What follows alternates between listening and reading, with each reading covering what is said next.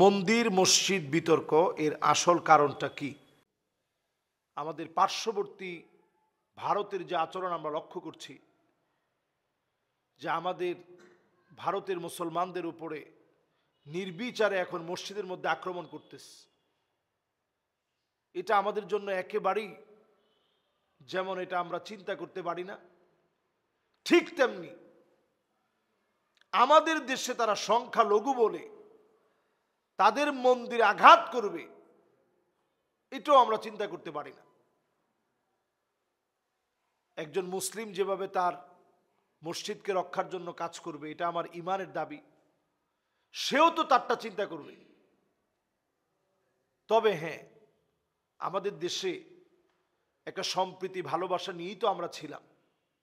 আমার গত 4 দিন আগে সুনামগঞ্জে মাহফিল ছিল, সেখানে মাহফিল চলাকালীন সময়ে হিন্দু ভাইদের পূজা ছিল, তারা পূজা না করে ওই জায়গাটা হিন্দু ভাইদের জায়গা, তারা এই জায়গাটা দিয়ে দিলেন যে ঠিক আছে আপনারা মাহফিল করেন।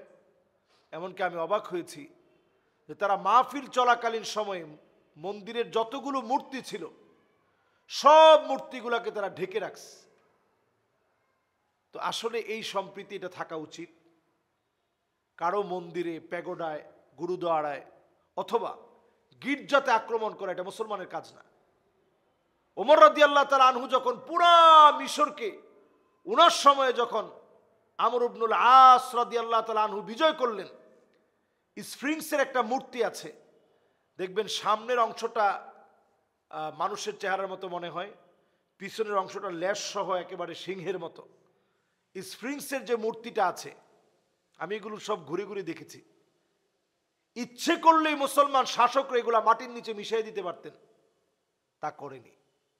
নেপোলিয়নের মতো দুরাচারী, মুসলমানদেরকে হত্যাকারী, ছোট হাতওয়ালা, পাওয়ালা, ছোট মনওয়ালা নেপোলিয়ন কিন্তু ঠিকই আক্রমণ করে নাকটা কেটে দিয়েছে। স্ফিংসের নাক কাটা তার মানে হচ্ছে নাক কেটে দেওয়া, মানে কারো সম্মানকে নষ্ট করে দেওয়া। সালাউদ্দিন আইয়ুবী তো তিনি পারতেন স্ফিংসকে মাটির সাথে মিশিয়ে দিতে, কিন্তু তিনি তা করেননি। তার মানে বোঝা যায় আরেকজনের ধর্মীয় কোনো বিশ্বাসে আঘাত করা এটা মুসলমানের কোনো বিজয়ে এই কাজটা ছিল না। আমরাও এটা বিশ্বাস করি না যে আপনি মুসলমান বলে মন্দিরে গিয়ে আক্রমণ করতে হবে, আপনি মুসলমান বলে হিন্দুকে মারতে হবে, আপনি মুসলমান বলে খ্রিস্টানকে মারতে হবে, আপনি মুসলমান বলে ইহুদির গায়ে আঘাত করতে হবে, আপনি মুসলমান বলে আপনি অমুসলিমকে মারবেন, ধরবেন, এটা মুসলমানের কাজ না।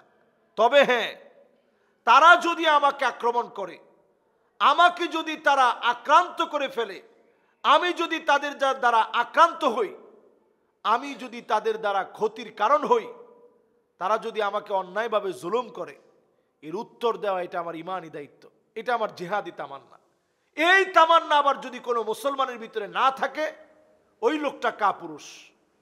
মান আরাদা শাহাদাতা বিসিদকিন বাল্লাগাহুল্লাহু মানাজিলাশ শুহাদা ওয়া ইন মাতা আলা ফিরাশিহি। বিছনায় শুয়েও যদি আপনি মারা যান, শুধু আপনি জমিনে দিন কায়েমের চেষ্টা করেছেন, তাহলেই আপনাকে আল্লাহ তাআলা বিছনায় শুয়ে, জ্বরে, অসুস্থতায়, যে কোনো কারণে আপনি মারা গেলেন, আল্লাহ তাআলা আপনাকে শহীদের মর্যাদা দান করে দিবে। সুবহানাল্লাহ বিহামদি। প্রিয় হাজিরিন, এজন্য আমরা বাংলাদেশে মন্দির মসজিদের যে বিতর্ক শুরু হয়েছে, এই বিতর্কে আমরা যাব না। আমরা মসজিদগুলোর নিরাপত্তায় যেভাবে সচেষ্ট থাকি, পার্শ্ববর্তী ভারতকে বলবো আমাদের দেশ নিয়ে আপনাদের নাক গলানোর দরকার নেই। আমরা এই নিউজও দেখেছি যে বাংলাদেশের শান্তি রক্ষা মিশন বাংলাদেশে প্রেরণ করা হোক, এই পরামর্শ দেওয়ার আপনারা কেউ না। আমরা বরং শান্তি প্রতিষ্ঠার জন্য সিয়েরা লিওনে গিয়ে দেখেন, সোমালিয়ায় গিয়ে দেখেন, ইথিওপিয়ায় গিয়ে দেখেন, আপনি নাইজেরিয়াতে গিয়ে দেখেন, সেনেগালে গিয়ে দেখেন, সব জায়গায় আমার দেশের সেনাবাহিনী শান্তি রক্ষার জন্য সেখানে গিয়েছে। আমার দেশের শান্তি রক্ষা বাহিনী প্রেরণ করবেন কেন? এই শান্তি রক্ষার নাম করে আমার দেশকে যারা অশান্ত করতে চায়, আপনারা সাবধান হন।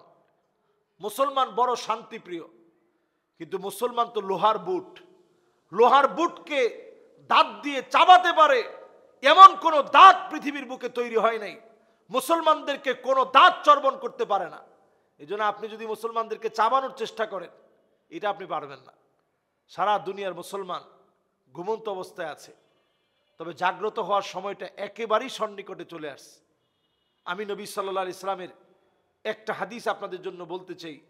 নবীজি সাল্লাল্লাহু আলাইহি সাল্লাম বলছেন, একটা সময় আসবে সুম্মা তাকুনু মুলকান জাবারিয়াতান, সারা দুনিয়ার ভিতরে স্বৈরা শাসকদের শাসন চলবে, মা শা আল্লাহ ইয়াকুন, কিছুদিন চলবে এটা। এখন আপনি তাকায় দেখেন কি পরিমাণ স্বৈরা শাসকদের শাসন চলেছে।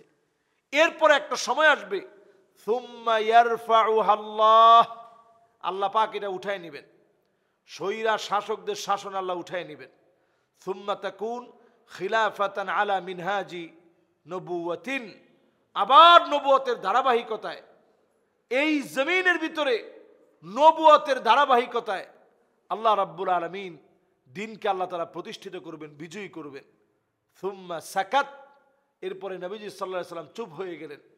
এই পৃথিবীতে নবুয়তের ধারাবাহিকতায় নবীজি যেভাবে শিখিয়ে গেলেন, খিলাফতের যে মানদণ্ড নবীজি শিক্ষা দিলেন, ওই খিলাফতের মানদণ্ড অনুযায়ী এই পৃথিবী আবার শাসিত হবে, আবার পৃথিবীতে শাসন কার্য পরিচালিত হবে।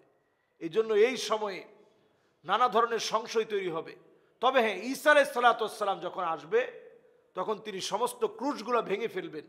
এই পৃথিবীতে একজনও অমুসলিম থাকবে না, সবাই মুসলমান হয়ে যাবে। ইল্লা আদখালাহুল্লাহু কালিমাতাল ইসলাম, সব জায়গায় রন্ধ্রে রন্ধ্রে কালেমার বিজয় হবে। সুবহানাল্লাহ বিহামদিহি। আমরা এই দিনের প্রত্যাশা আল্লাহর কাছে করছি। আল্লাহ তাআলা আমাদেরকে সমস্ত বিতর্কের ঊর্ধ্বে উঠে দেশের জন্য যেন আমরা কাজ করতে পারি। ধর্ম যার যার, দেশটা আমাদের সবার, এটা যেন আমরা মনে করি। ধর্ম যার যার, দেশটা আমাদের সবার, এটা মনে করে অন্তত যেন আমরা এই সংকটে ঐক্যবদ্ধ থাকতে পারি। আল্লাহ যেন আমাদেরকে তৌফিক দান করেন। আসসালামু আলাইকুম ওয়া রাহমাতুল্লাহি ওয়া বারাকাতুহু।